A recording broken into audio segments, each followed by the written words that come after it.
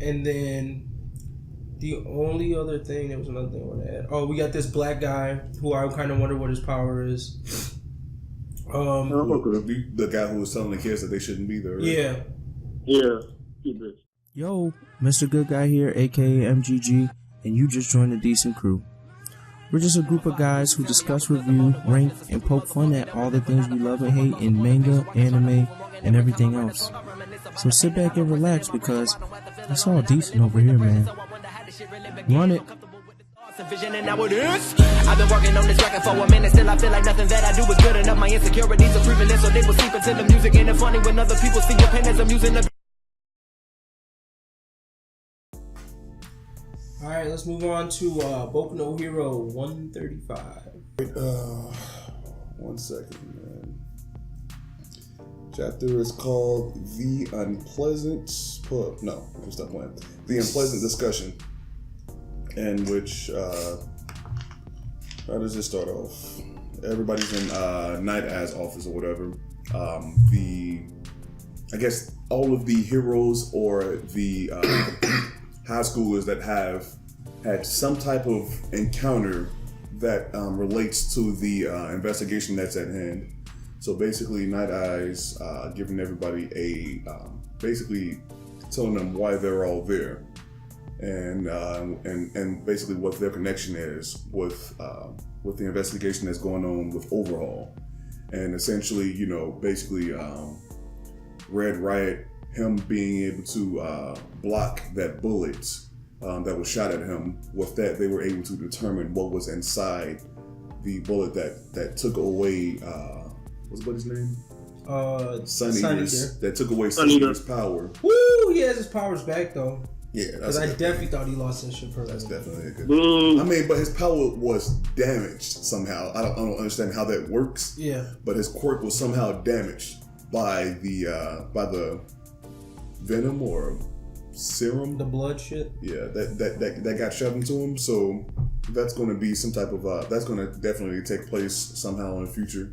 With how your quirk can be damaged, it'll probably make it so that you can't activate it as well as you always do. Maybe like it's probably going to be like Mirio is going to be like he's probably going to get shot by it at some point somehow, and then he's going to get into a fight later on, and he's going to try to activate his quirk, but it's going to say nah, bro, and then he's actually going to get hit and probably swiped off by OverHaul or something.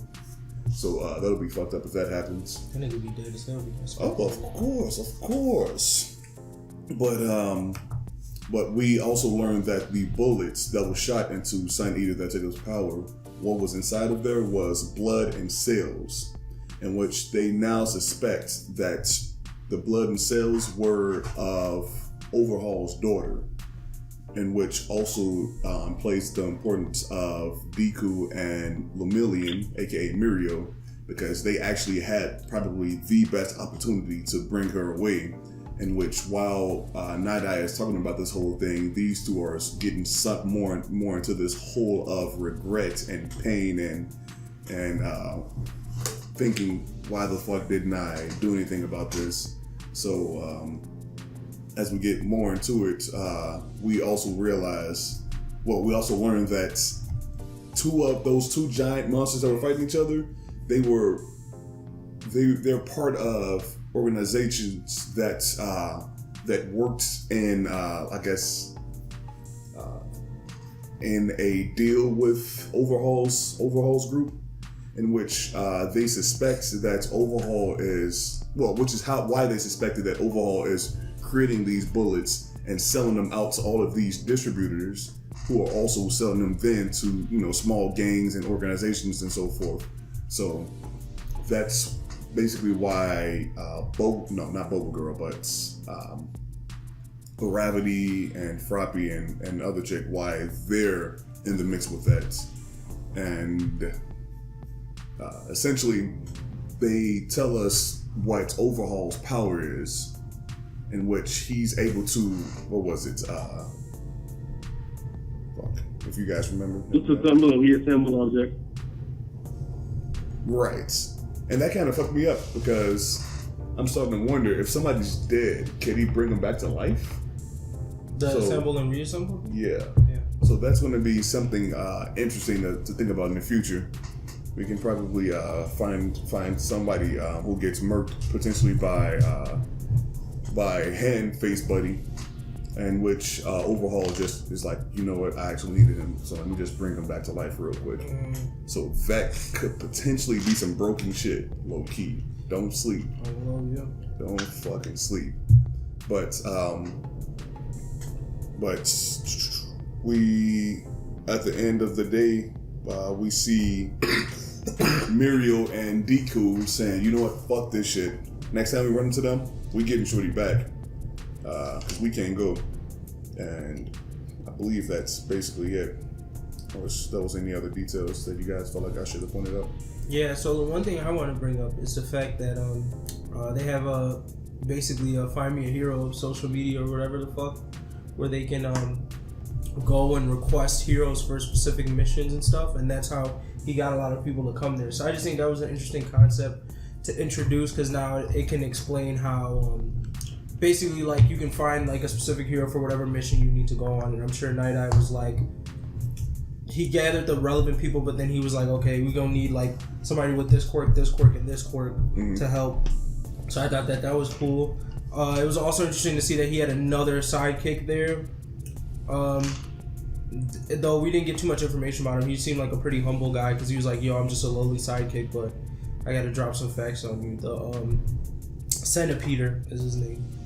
And then the only other thing, there was another thing I want to add. Oh, we got this black guy who I kind of wonder what his power is.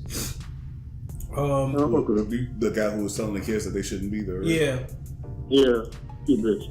And it was interesting to kind of see the dark side. Like, even though to me it still wasn't that dark, it was nice to know that the young heroes have a long way to go, because they really haven't experienced anything with like real weight.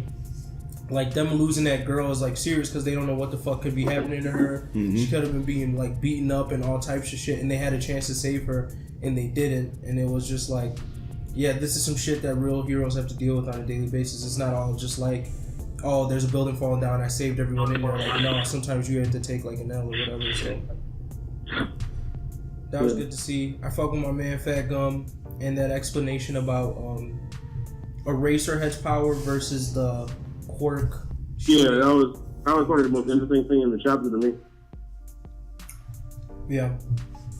I mean, honestly, I was kind of confused by that. I think it's because they dropped so much detail on us, which I also was interested that I don't think they ever talked about it being called Plus Alpha, but I just know that All Might always says Plus Ultra or whatever. He does? Yeah, Plus Ultra is like his catchphrase or whatever. Like, right in the very beginning, like that when they were seeing him on TV, he'd always be like, Plus Ultra, like that's the shit he would say. So I'm like wondering if they're somehow related to this Plus Alpha thing, because that was just really random. Like, that, I don't know why they called it that, but maybe it's just like a higher level of quirk, or maybe he just says it because he just feels like saying it. But yeah, Plus Alpha would just be like some type of spells that cause you to generate some kind of quirk. I don't know.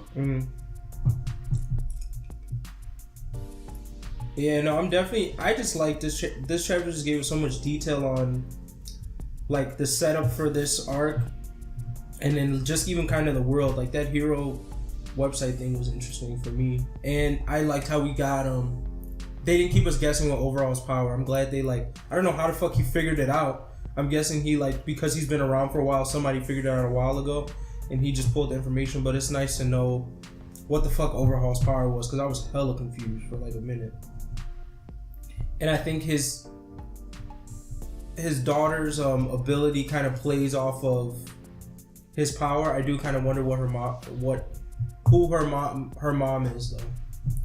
Like, who the fuck did he fuck to get that kid?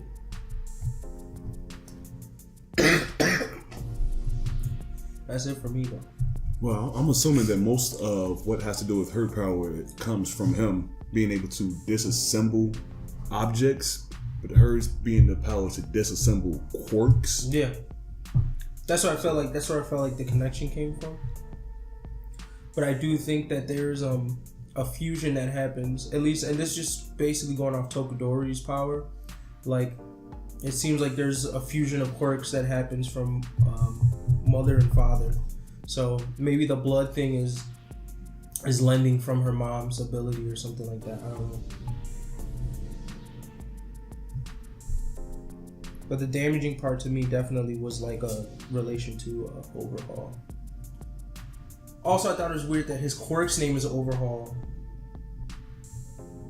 Like, and that's like technically not his villain name. They just said his quirk's name is OverHaul, and I was just like, oh, okay, well, all right. I guess that's how people name themselves now.